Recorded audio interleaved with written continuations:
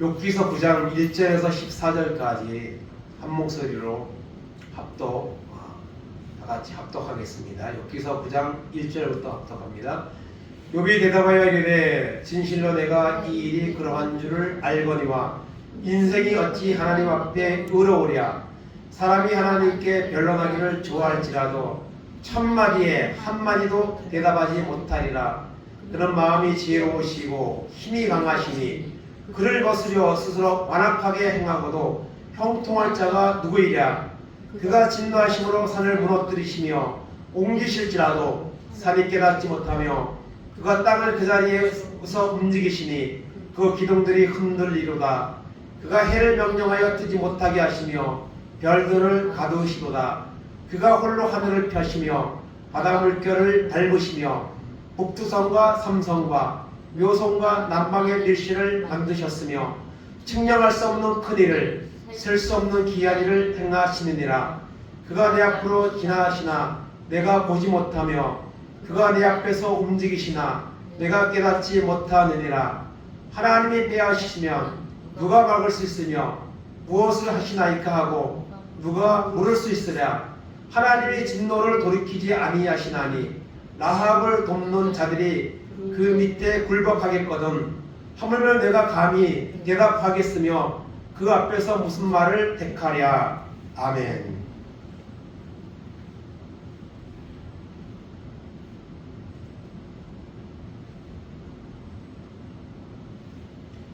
팔 8장에서는 빌닷이 욥을 위로했던 온 사람이 세 사람 있었는데 엘리바스, 빌닷, 소발 이 세 사람입니다.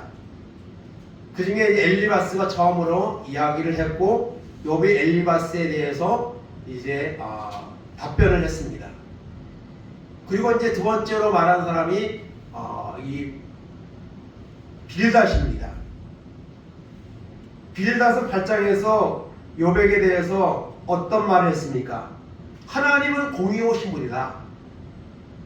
하나님은 공의로우셔서 불의를 행하신 분이 아니다. 억울하게 누구를 심판을 하거나 그러는 분이 아니다. 정말 공평하신 분이다 하는 사실을 빌닷은 말을 했습니다. 그러고 나서 빌닷이 또 여러분 한 말이 무엇입니까? 내 시작은 미약하였으나 내 나중은 창대하리라. 아주 유명한 말씀인데요. 지금은 내가 이렇게 어려운 형편에 처해 있지만 하나님을 찾으면 하나님 앞에 정결하고 의로운 모습으로 돌아가면 하나님은 너를 창대하게 할 것이다. 그런 말씀을 주셨습니다. 그 말씀은 오늘 우리에게도 여러분 그대로 적용이 됩니다. 욥에게는 약간 무리한 측면이 있지만은 우리가 하나님 앞에서 하나님을 찾고 하나님의 말씀으로 청결하고 정직하게 살면 하나님이 우리를 축복하십니다. 영적으로도 우리를 충만하게 하시고 또 육신의 필요한 부분들도 하나님은 채워주시는 분입니다. 그렇게 이제 하나님의 공의에 대해서 말했고요. 그리고 이제 하반절의 8절부터 가서는 저속한 자에 대한 하나님을 잊어버린 자, 저속한 자에 대해서 쭉 이제 문학적인 표현을 써가면서 표현을 했습니다. 그러면 그 사람은 잊어버린 자, 그리고 저속한 자는요, 이거는 아주 더럽고 형편없고 그런 사람이에요. 제가 인터넷에서 저속한 자를 이렇게 검색을 해보니까요, 뭐 더럽고 추하고 그리고 욥기서 그 말씀을 이용했더라고요. 그 네이버에 낱말 찾아보니까 거기 설명에 욥기서 그 8장 13절에 나오는 욥의 경우를 거기에 저속함 이제 그것을 거기다가 같이 연결해서 놨더라고 성경의 내용을요. 그러니까 여러분 그러면은 이 빌닷이 지금 욥에게 말하는데 저속한 자, 하나님 잃어버린 자에 대해서 말했거든요. 그건 이건 무슨 말입니까? 욥 너는 저속한 자야. 너는 지금 하나님 잊어버렸어. 그래서 이런 심판이 온 거야. 너 자녀들이 하나님의 죄값으로 죽은 거야. 그러면서 이 빌닷이 욥을 말을 했습니다. 사실 위로가 아니고 정죄를 한 거죠. 너는 분명 죄가 있어. 내가 아는 하나님은 결코 의롭게 살아가는 자를 이 정도까지 고통으로 몰아넣지 않아. 그렇게 빌닷이 이제 말을 했습니다. 거기에 대해서 이제 욥이 이제 답변을 합니다. 이제 9장이 이제 욥의 답변입니다. 그래서 9장하고 10장 두 장에 거쳐서 그 빌닷이 말한 것에 대해서 욥이 이제 답변을 합니다. 그 중에서 오늘 우리가 14절까지 이제 봐왔는데요. 14절까지 내용은 크게 두 가지입니다. 첫째로 1절에서 3절까지는 인간의 불의성입니다. 인간은 불의한 존재다. 인간은 죄인이다. 이 사실을 욥이 이제 말을 합니다. 그래서 2절에 보면 진실로 내가 이 일이 그런 줄로 알거니와 인생이 어찌 하나님 앞에 의로우랴. 여기 보면은 이 일이 그런 줄을 알거니와, 이 말은 무슨 말이냐면 7장에서 말했던 빌닷의 말을 인정한다는 거예요. 하나님의 공의로운 분이고 저속한 자, 하나님을 잊어버린 자는 멸망을 당한다는 그 빌닷의 말에 동의한다는 뜻입니다. 이게 그러면서 하는 말이 무엇입니까? 인생이 어찌 하나님 앞에 의로우랴. 이 말은 무슨 말이냐면 인간은 하나님의 의의 수준에 이를 수 없는 존재라는 거예요. 사람은요. 아무리 거룩하고 깨끗하고 뭐 내가 충만하고 이런 사람일지라도 하나님의 수준에는 인간은 이를 수 없다. 어찌 하나님 앞에 의로운 자가 있겠느냐. 또 한 가지는 인간은 하나님과 견주어 때에 의로울 수 없다. 이런 뜻입니다. 그리고 하나님 앞에서 정말 죄가 없는 의로운 자는 없습니다. 그래서 여기서 이제 여러분 하나님 앞에 어찌 하나님 앞에 의로우라, 이 말은요 사람은 다 이 죄를 가지고 있다는 거예요. 죄악된 존재라는 것을 욥이 표현하는 겁니다. 그래서 오늘 본문의 말씀에 제일 중요한 게 2절인데요.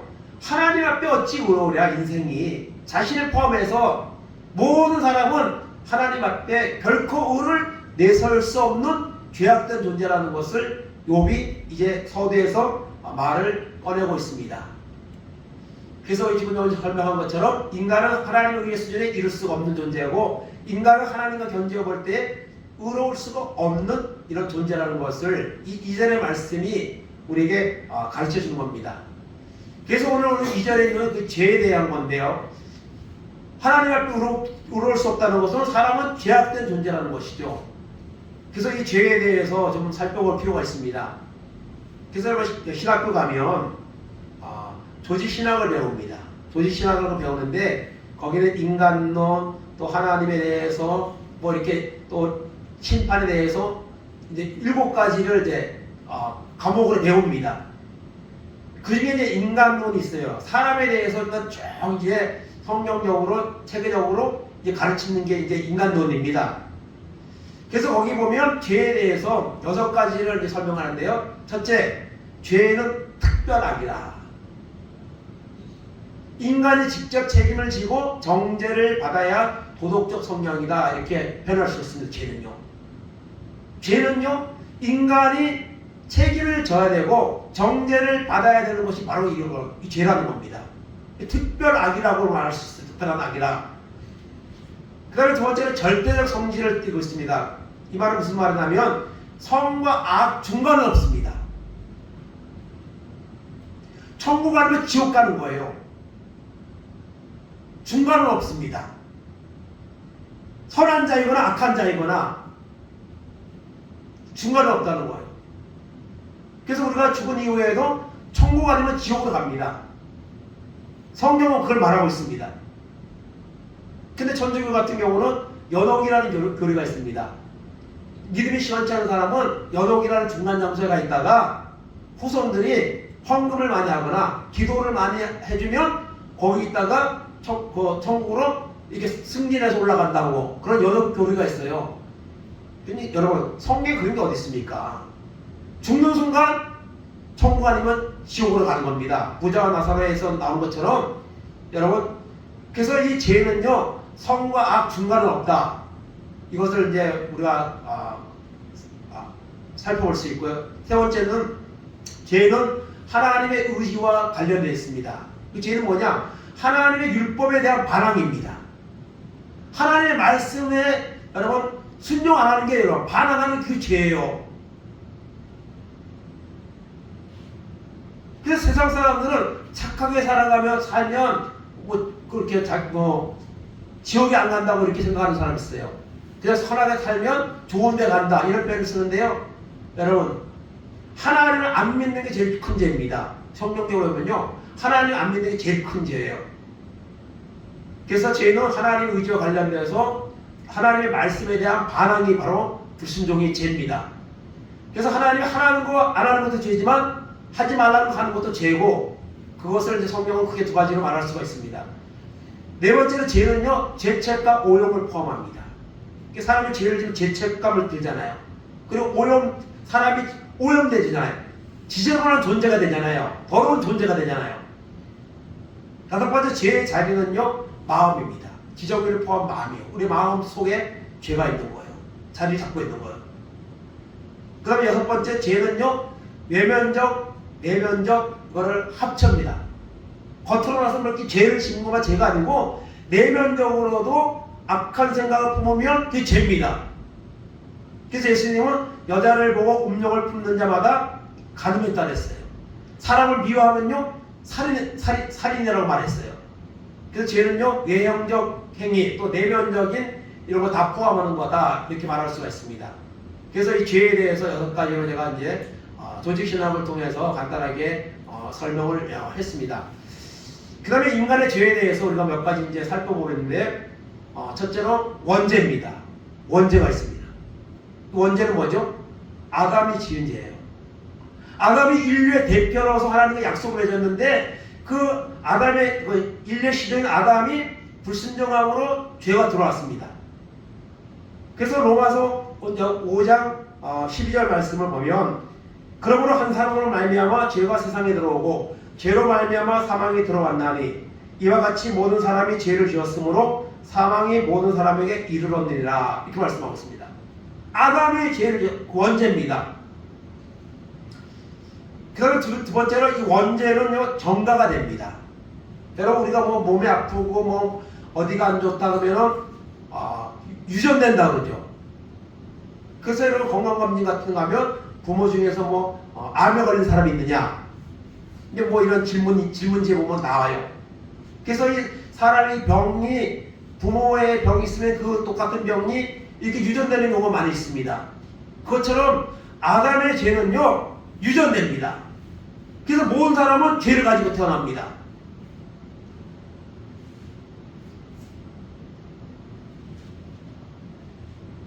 그래서 시편 51편 5절에서 다윗이 밧세바 사건 이후에 철저하게 회개하면서 뭐라고 말합니까? 5절에 보면 내가 죄악 중에서 출생하였으며 어머니가 죄 중에서 나를 잉태하였나이다. 사람은요 가르쳐 주지 않은데도요 나쁜 거는요 잘 배워요. 좋은 거는 하라고 그냥 교육을 하고 야단을 쳐다하는데 못된 거는요 하지 말라고 해도 배웁니다. 거기에 더 마음을 듭니다. 이 뭔데? 사람은요 이 원죄가 죄를 가지고 태어나는 거예요. 죄의 성령 아래 늘 놓여 있는 거예요. 사람은요.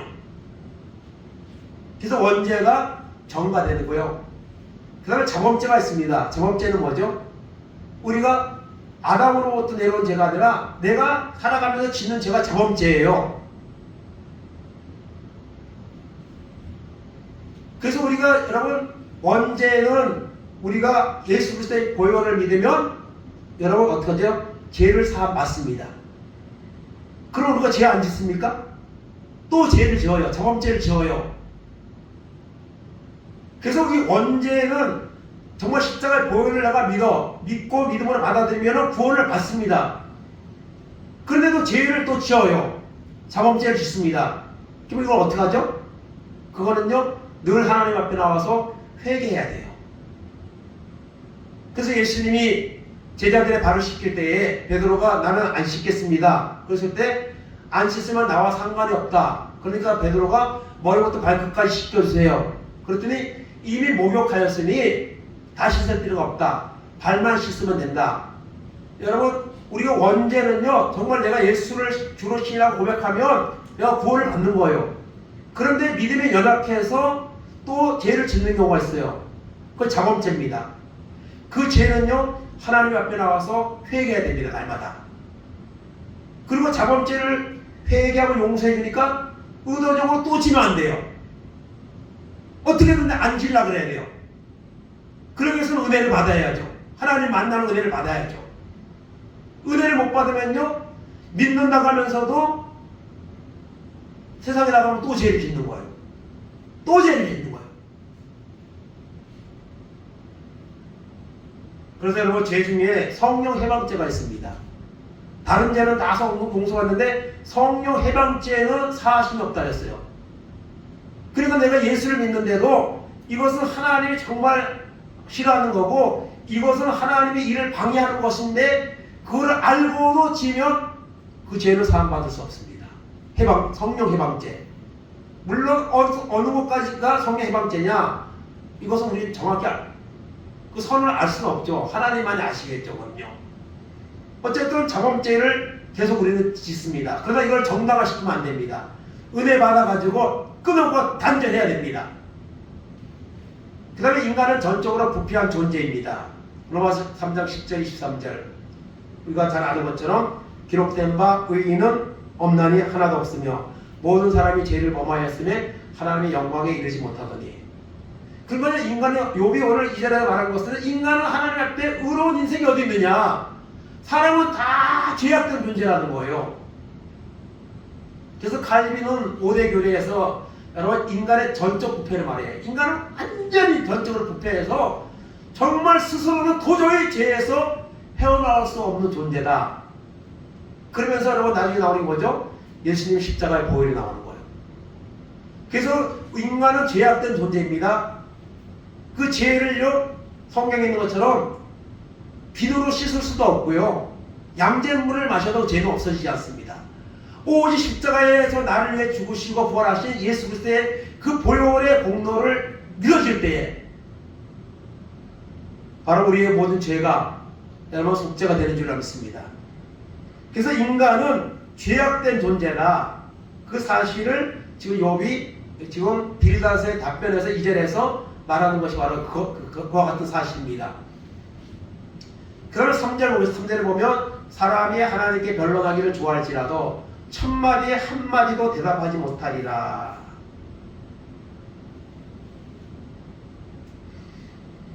여러분, 하나님과 우리가 아무리 여기서 변론한다는 것은 이게 법정적인 용어거든요. 다툰다는 얘기예요.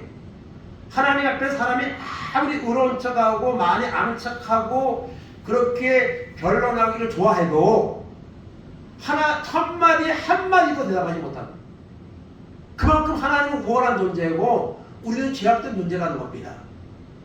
이사야 55장 8절 9절에 다 같이 읽겠습니다. 이는 내 생각이 너희의 생각과 다르며 내 길은 너희의 길과 다름이니라. 여호와의 말씀이니라. 이는 하늘의 땅보다 높음 같이 내 길은 너희의 길보다 높으며 내 생각은 너희의 생각보다 높음이니라. 아멘. 1절에 7절까지는 초청이거든요. 하나님 앞에 나오라는 초청이에요. 그러면서 우리가 많은 생각을 하며 살지만은 우리 생각은요, 하나님의 생각에 이룰 수가 없습니다. 그러니 우리의 생각을 내려놓고 하나님의 말씀 앞에서 우리가 늘 묵상하고 그 말씀 붙잡고 그리고 말씀대로 순종하며 우리가 살아가야 됩니다. 네 생각은 보잘것없는 것입니다. 천마디에 한마디 대답하지 못한다. 그래서 오늘 하나님 앞에서의 인간은 불의한 존재라는 사실을 빌닷에게 지금 새 친구에게 또 오늘 우리에게 요금 말하고 있는 거예요. 하나님 앞에 의로운 인생이 어딨느냐? 하나님과 우리가 어떻게 의에 대해서 다툴 수가 있느냐? 우리는 죄악된 존재이고 너무 보잘것없는 존재인데 그 사실을 말하고 있습니다. 우리는 하나님의 말씀을 들을수록 은혜를 받을수록 우리는 죄인임을 고백하게 됩니다. 사도 바울은 그렇게 하나님을 정말 만나고 나서 정말 완전히 변화되어서 그렇게 위대하게 쓰임받았지만 사도 바울은 뭐라고 말합니까? 나는 날마다 죽노라. 내가 죄인 중에 괴순이라. 그런 표현을 썼어요. 죄인 중에 내가 괴순이라. 이 말은요 현재형입니다. 현재형. 그렇게 은혜받고 그렇게 하나님 앞에 쓰임받고 수많은 영혼을 구원하고 복음의 사도로 쓰임받았지만 여전히 나는 죄인 중에 괴순이라. 그리고 로마서 7장에서 누가 나를 사망의 몸에서 건져내랴 그렇게 고백을 했습니다. 우리는 하나님 앞에 나와서 말씀을 들을수록 은혜를 받을수록 우리는 죄악된 존재라는 사실을 우리는 깨닫게 됩니다. 그래야 십자가의 보혈의 주님이 필요한 거고 그때 그 은혜가 우리 가운데 임하게 되는 것입니다.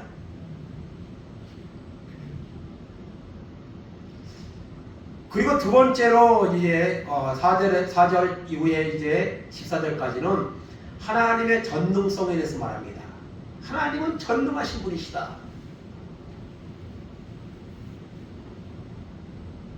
사절에 보니까 그는 마음이 지혜로우시고 힘이 강하시니 그를 거슬려 스스로 완악하게 행하고도 형통할 자가 누구이랴.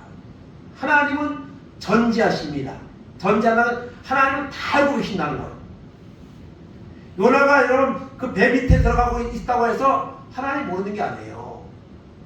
아마 요건요 하나님 말씀에 불순종해서 배 밑에 들어가 있으면 하나님 모를 거라고 생각하는지 몰라요.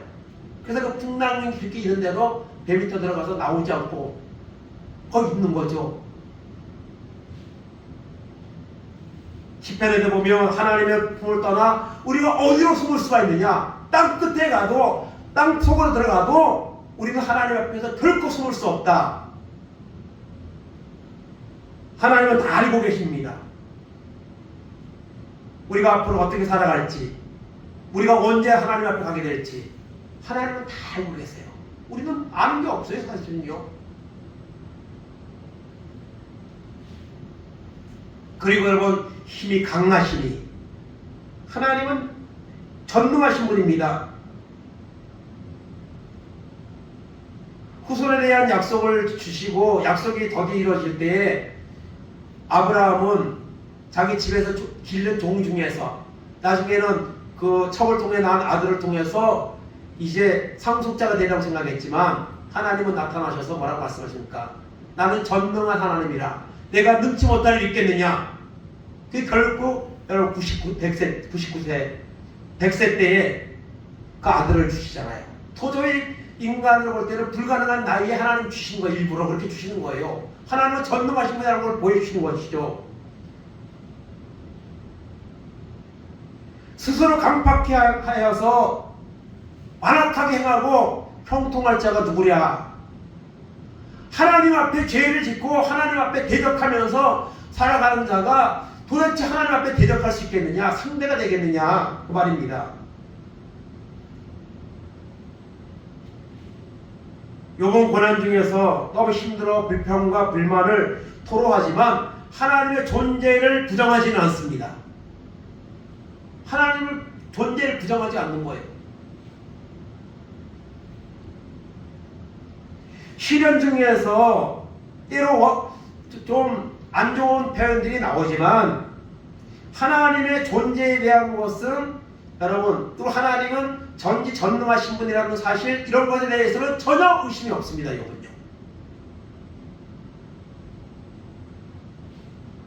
오전에 그가 진노하심으로 산을 무너뜨리시며 옮기실지라도 산이 깨닫지 못하며 여러분 산이 무너진다. 여러분 사람은요 산을 무너뜨릴 수 없습니다. 조그만 산도요. 뭐 포크레인들이 뭐 오랜 동안 기간을 작업을 해서 산이 뭐 조그만 산은 없애가지고 뭐 거기 땅을 쓰는 경우가 있지만은 큰 산은요 사람이 건들 수 없어요. 그거 옮길 수도 없고 무너뜨릴 수도 없습니다. 하나님이 진노하시면 여러분 산이 무너집니다. 그 뭡니까? 지진, 산사태, 홍수 이런 것들 하나님이 하시는 일이죠. 또 6절에도 그가 땅을 그 자리에서 움직이시니 그 기둥들이 흔들리더라. 이 뭐 지진이죠, 지진. 요즘 지진이 많이 나잖아요. 우리나라 포항에서 지진이 좀 그래도 조금 이렇게 피해가 있는 지진이 있었는데 우리나라도 여러분 1년에 지진이 얼마나 많이 일어나는지 모릅니다. 그 규모가 작아서 아직까지 피해가 없는 거지. 하나님은요 지진도 하나님이 하시는 거예요. 사람들은요 뭐 땅에 뭐 지각판 있어가지고 이게 뭐 움직여 불의 고리가 연결돼가지고 뭐 어느 지역은 더 위험하고 언제 뭐 지진할 가능성 이런 것들을 어떤 연구를 통해서 예측은 하지만 사람이 그 지진을 만드는 건 아닙니다. 비도 그렇고요 다 마찬가지예요. 누군가 비가 오는 것도 이 옥기사 이제 뒤에 가면 나와요. 그것도 나옵니다. 하나님은요 하늘 창고에서 구박도 만들고 눈도 만들고 비도 만들고 사람은 그것이 뭐 수증기가 올라가고 과학적으로 설명을 하는 거지 사람은요 비 한 방울 내리게 할 수 없는 존재예요. 아무리 과학이 발달해도 이런 살아있는 나무 이파리 하나 못 만듭니다. 사람은요.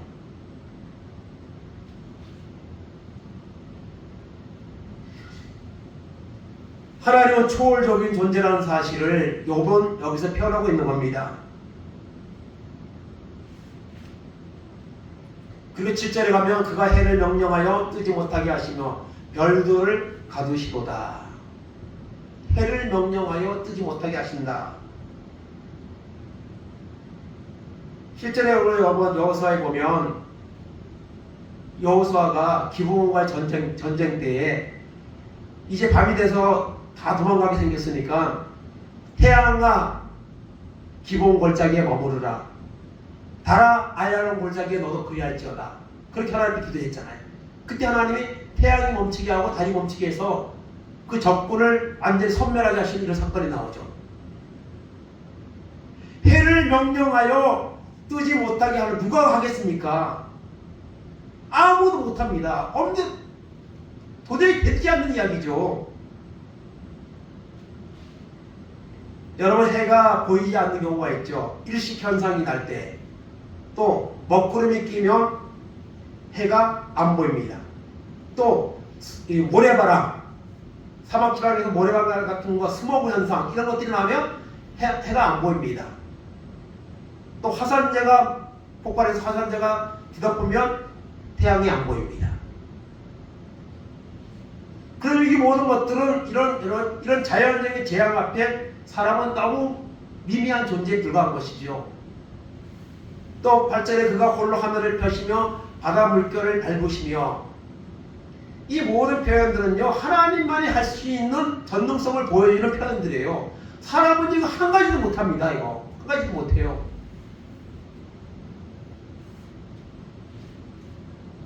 그리고 그 전에 북두성과 삼성과 묘성과 남방의 밀실을 만드셨으며 이 별들 이름입니다. 별들 이름. 여러분 하늘에 떠 있는 별들이 이름이 있는 것들 있죠. 뭐 북두칠성이나 뭐 이렇게 뭐 수성, 목성 그 몇 개 하고 나머지는 별들이 그 말고도 수없이 많습니다. 셀 수 없을 정도로 많습니다.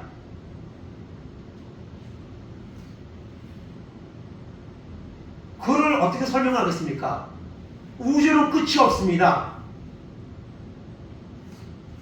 그 별들은요 눈에 보일 만큼 작아 보이지만요 지구보다도 더 큰 별들도 수없이 많습니다. 엄청나게 큰 것들입니다. 그게 하늘에 다 떠 있는 거예요. 우주에. 세상 사람들은 모를 거예요. 도대체 저 우주, 저 태양 어떻게 생겼을까? 태양은 왜 무슨 에너지를 공급하기 있길래 날마다 일정으로 똑같은 이런 빛을 비추고 있을까? 도저히 설명할 수 없고 이해가 안 가죠. 그래도 하나님 믿는 사람들은 다 이해하죠. 하나님이 만드셨습니다. 하나님은 그거 다 섭리하고 있습니다.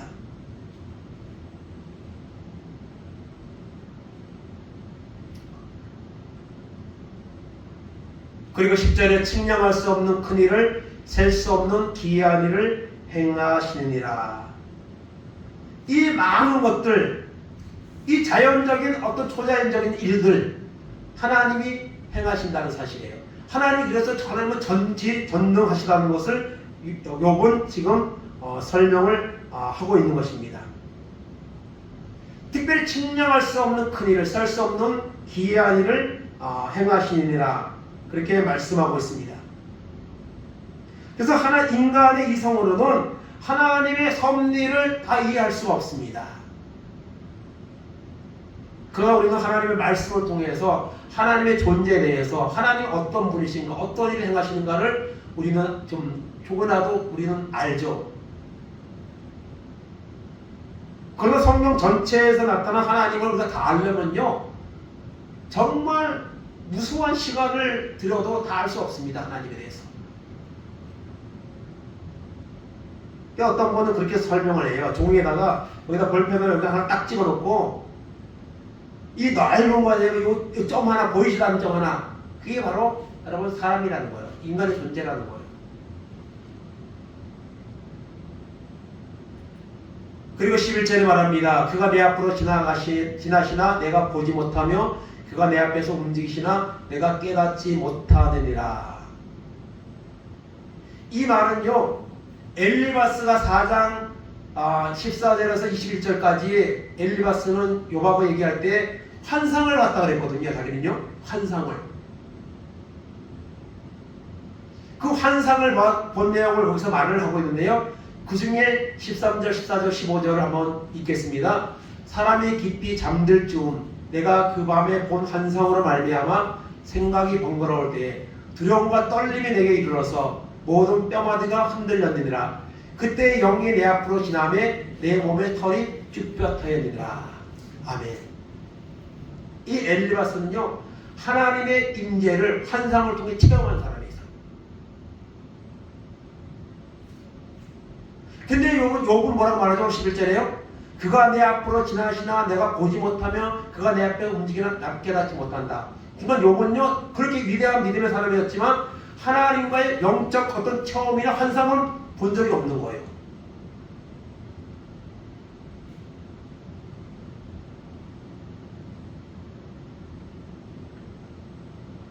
그럼에도 불구하고 욥은요, 너무 훌륭한 믿음을 가지고 있었죠. 그런 체험이 없었지만 오늘도 오는 사람들은요, 체험을 강조하기도 하고 체험을 하나님께 요구하는 경우도 있습니다. 하나님, 저에게 체험을 보여주십시오. 하나님의 존재에 대한 것을 이적을 통해서든지 꿈을 통해서든지 하나님 저에게 한번 보여주십시오. 지금 제가 확실하게 믿겠습니다.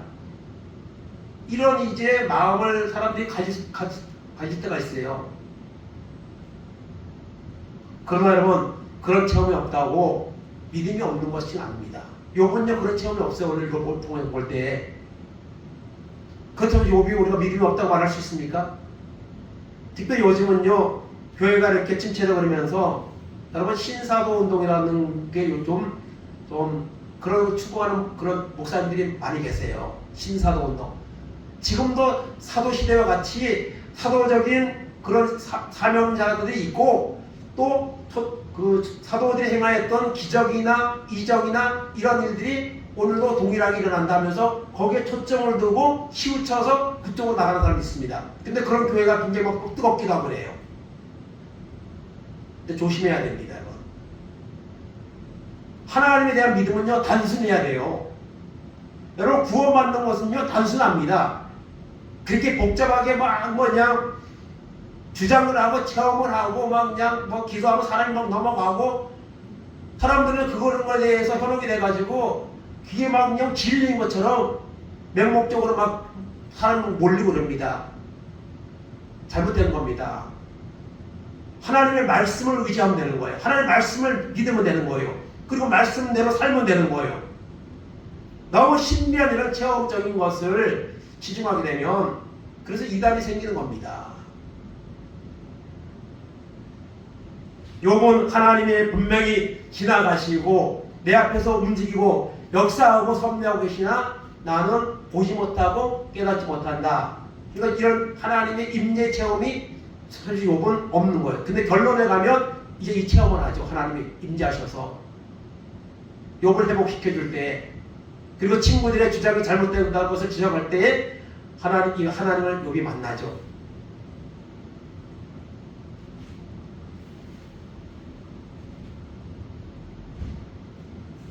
그리고 이제 12절입니다.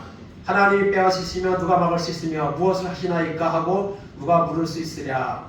이 말은 욥기서 1장 21절의 말씀 우리가 떠올릴 수 있는데요. 한번 보겠습니다. 이르되 내가 모태에서 알몸으로 나왔사온즉 또한 알몸이 그리로 돌아가올지라. 주시니도 여호와시요 거두시니도 여호와시오니 여호와의 이름이 찬송을 받으실지어다 하고. 아멘. 모든 거 다 가져갔을 때 욥이 뭐라 했어요? 주신 분도 하나님, 가져가신 분도 하나님이시라고 욥은 고백하며 하나님께 찬송을 했습니다. 이 12절이 그 말이에요. 하나님이 빼앗으시면 누가 막을 수 있으며 무엇을 하시나이까 물을 수 있으리까? 물을 수 있느냐? 하나님 욥의 자녀들을, 욥의 재산을, 욥의 건강을 하나님이 사실은 앗아갔죠. 사단을 통해서 물을 허락하에 좀 앗아간 상태죠. 하나님이 하시면 그걸 누가 막을 수 있느냐? 오늘도 마찬가지입니다. 하나님이 여러분 하시면은 역사가 일어나는 거예요. 하나님이 막으면 사람은 거기에 아무것도 아닌 거예요. 그래서 예레미야 18장하고 로마서 9장에 보면 토기장의 비유가 나오죠. 하나님은 토기장이고 우리는 진흙입니다. 우리는 아무것도 안 해요. 토기장이신 하나님이 원하는 대로 우리를 이끌어 가시는 거예요. 우리는 그분 앞에 우리가 나는 연약한 존재, 나는 진흙입니다. 하나님 나를 빚어주옵소서. 이런 마음을 가지고 하나님을 의지하고 신뢰해야 됩니다. 하나님이 나에게 이런 일을 합니까? 그렇게 우리는 하나님 앞에 따질 만한 존재가 못 됩니다. 우리는 여러분 죄 있는 존재고 우리는 연약한 존재이기 때문에 그렇습니다. 하나님은 전능하시고 우리는 여러분 너무나도 유한성을 가진 존재라는 사실을 욥은 지금 말하고 있는 겁니다. 13절에 하나님이 진노를 돌이키지 아니하시니 라합을 돕는 자들이 그 밑에 굴복하겠거든. 하물며 내가 감히 대답하겠으며 그 앞에서 무슨 말을 택하랴. 여러분 하나님이 진노하시면요 그 하나님의 진노 앞에 당할 자가 없습니다. 여러분 지금 지진이나 기근이나 또 여러 가지 자연적인 재앙들요 다 하나님이 하시는 거예요. 그거 한번 하면요 사람은요 꼼짝도 못해요. 아무것도 안 해요. 아무것도 안 합니다. 여러분 라합을 돕는 자리라는 표현인데 이 라합이라는 말은요 그 여호수아에 나오는 기생 라합 그 라합이 아닙니다. 이 라합이라는 이 단어는 원어상 보면 교만, 강팍함, 완악한 이런 뜻이 있어요. 그러니까 하나님을 진노할 때에 완악하고 교만하고 강팍한 자들 하나님이 굴복시키면 그냥 한 방에 끝나는 거예요. 바로 왕도 그렇고 그러면 아수르의 왕들 이스라엘과 전쟁할 때 하나님이 그냥 한 바람에 18만 5천 명이 그냥 한순간에 다 죽는 거고 하나님의 진노는 무서운 겁니다. 우리는 하나님의 진노 아래에 있던 자들입니다. 근데 하나님의 은혜로 하나님이 택하셔서 부르셔서 오늘 우리가 믿음으로 살고 있는 거예요. 그러니까 감사해야 돼요. 우리가요. 하나님의 진노 앞에 굴복하지 않을 자가 없습니다. 여러분 지금 러시아나 또 북한이나 중국 엄청난 무기와 어떤 그런 능력을 가지고 있는 것 같지만요 하나님이 한번 해결하면요, 그거 아무것도 아닙니다. 한 방에 끝납니다. 한 방에 끝나요. 하나님이 악한 자도 악한 날에 적당히 쓰신다고 하나님 어떤 그런 계획이 있어서 지금 잠시 유보하고 있는 거예요. 심판을요. 그런 악인들이 득세하고 관계하다고 해서 하나님은 안 계신다, 그렇게 말하면 안 됩니다. 하나님은요, 악한 자라도 회개하고 구원받기 원하신다 했어요. 기회를 주고 계시는 거예요. 그럼 하나님 앞에 내가 감히 무슨 대답을 하겠느냐? 그 앞에서 내가 무슨 말을 택해서 할 수 있겠느냐?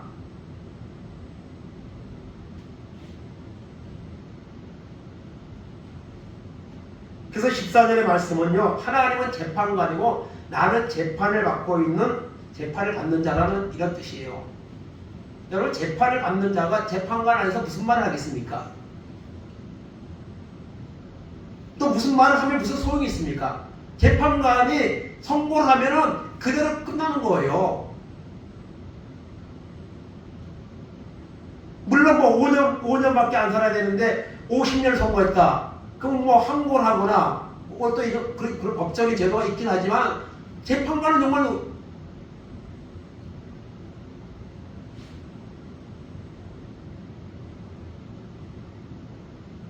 우리는 그런 경험을 하지 않았지만 여러분, 죄를 지어서 재판관 앞에 가서 재판받는다 생각해봐요. 그 재판관이 얼마나 높은 사람이고 얼마나 그 앞에서 여러분 더럽겠습니까? 하나님은 바로 그런 존재입니다. 요건 하나님은 그런 존재라는 거예요. 하물며 내가 그 하나님 앞에 내가 무슨 대답을 하고 무슨 말을 택해서 내가 할 수 있겠느냐? 자신을 시험하시는 그 권능의 하나님, 그 하나님을 욥은 인정하고 있습니다. 한편 이렇게 말하면서 자신의 처지를 한탄하고 있는 거죠. 오늘 말씀은 우리에게 교훈하고 있습니다. 인간은 불의한 존재이고 연약한 존재입니다. 그에 비해서 하나님은요, 공의로우신 분이고 전지전능하신 분입니다. 그 하나님을 신뢰하고 우리가 믿음으로 살아야 될 줄로 믿습니다. 욥은 그 대화 속에서 여러 가지 말들을 쏟아내지만 여러분, 결국 하나님을 부정하지는 않습니다. 하나님을 원망하지는 않습니다. 대놓고 원망하지는 않았어요. 비유적으로 어떤 그런 친구들이 자꾸 공격해 오니까 답변하다 보니까 내용이 나오는데요. 그래서 욥기서는 사실 1장, 2장하고 마지막 결론하고 뭐 다 끝나는 거예요. 이 중간의 과정들은 다 주고받는 내용들인데 사실 그것이요, 그냥 평범한 내용들이 아닙니다. 정말 진리들이 너무 많이 들어있어요. 그거를 제가 9장까지 오면서 지금 느끼고 있는데요. 그 친구들과 욥의 그 대화는요, 그냥 우리가 살아가면서 그냥 이웃과 하는 그런 대화가 아닙니다. 하나님은 어떤 분이냐? 하나님 앞에서 우리는 어떤 존재냐? 우리가 어떻게 살아야 되느냐? 그런 질문과 대답들을 계속 주고 있습니다. 여기서는요. 오늘도 전지전능하신 하나님이 살아계십니다. 이 우주를 만드시고 이 모든 것들 참삼마리까지도 하나님은 섭리하고 있습니다. 그 하나님의 섭리를 우리는 의식해야 됩니다. 느껴야 합니다. 그렇지 않으면 입으로만 쥐어쥐어하는 자에 머물러 있을 수밖에 없습니다. 그 하나님의 전지전능하심을 믿고 욥과 같이 하나님은 정말 전지전능하신 분입니다. 그 하나님 앞에 나는 너무 연약한 존재입니다. 이렇게 믿음으로 고백할 때 우리는 십자가의 예수 그리스도를 찾게 될 것입니다. 그리고 그분을 만남을 통해서, 믿음을 통해서 우리의 죄에 대한 그런 이제 모습들이나 또 고통들이나 이런 것들이 사라지고 하나님 주시는 평안이, 하나님 주시는 은혜가 우리 가운데 임하게 되는 역사가 있게 될 줄로 믿습니다. 오늘도 하나님의 살아계심을 주권을 믿고 전능하신 하나님 앞에서, 말씀 앞에서 겸손하게 믿음으로 순종하며 살아가는 이런 은혜가 우리 가운데 충만하기를 간절히 바랍니다. 아멘. 하나님 감사합니다. 욥이 고백한 것처럼 하나님 앞에 의로운 인생이 어디 있습니까? 우리가 예수를 믿는다고 하지만 여전히 구원의 확신이 없어 때로 흔들리고 또 하나님을 인도라가면서도 세상에 나가서 말씀에 온전히 순종하지 못하고 하나님이 원하지 않는 것들을 어쩌면 더 많이 행하며 살아가는 연약한 존재라는 사실을 주님 앞에 고백할 수밖에 없습니다. 하나님의 은혜가 필요합니다. 하나님의 아버지 역사하심이 필요합니다. 그래야여서 바울같이 나는 날마다 죽노라, 나는 죄인 중에 개순이라, 이런 고백을 하며 하나님의 더 큰 은혜를 구하는 믿음의 사람으로 살아갈 수 있도록 은혜를 베풀어 주옵소서. 오늘도 하나님은 살아계시고 온 우주 만물을 주관하시고 우리 삶까지도 하나님을 주관하고 계십니다. 그 전지전능하신 하나님 앞에 우리의 모든 삶을 맡기고 그분의 뜻을 구하며 순종하며 살아가는 그런 믿음의 사람들 될 수 있도록 은혜 베풀어 주옵소서. 감사드리며 예수님의 이름으로 기도하옵나이다. 아멘. 주님 가르쳐